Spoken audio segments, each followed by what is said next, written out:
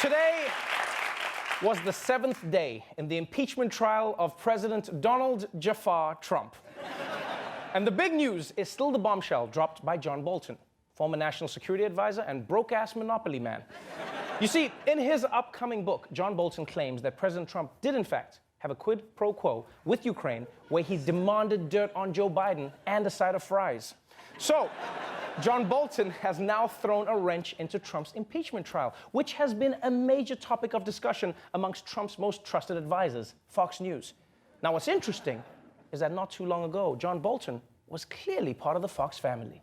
Joining us now, Fox News contributor, former U.S. ambassador to the UN, John Bolton. Who better to bring in than American Enterprise Institute scholar, Ambassador John Bolton? Ambassador Bolton, always good to see you. Ambassador, good morning to you. Good evening, Ambassador. Merry Christmas. We love seeing you each and every day. Ambassador John Bolton is being walked to the studio by Steve Doocy to use the Trump wants to see if you're in shape. He's watching. Mr. President-elect, this is what you can. Whoa!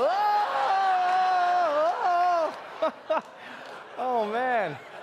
If Shakira's hips don't lie, then those hips are pathological liars. Because look at that, look at that. It looks like his legs are fused directly to his shoulders. It's like watching C-3PO trying to twerk. That's what that looks like. And you can tell how much people at Fox cared for John Bolton. You know, he's like the goofy uncle who just wants to have fun and wipe Iran off the planet.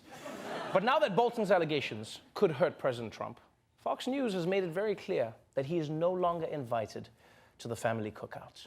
We heard from other people closely tied to the White House who said, look, John Bolton is simply trying to sell a book, and that's why the timing is so delicious. There is nothing Bolton adds to the conversation. As for John Bolton, well, it's really disappointing if he ends up being just another think tank type trying to cash in on his time in the White House. The only reason anyone cares about what Bolton has to say is because he was Trump's national security advisor, period. Yeah, that's exactly why people want to hear from him. Her tone makes her sound right, but the words are completely wrong.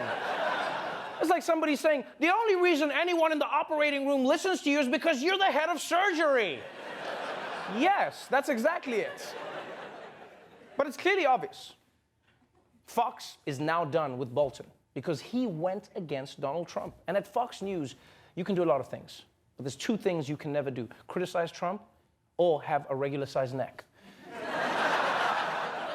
And no one is as butthurt over Bolton's betrayal as Lou Dobbs, Fox business host and guy who locks his car doors when he hears black music on the radio.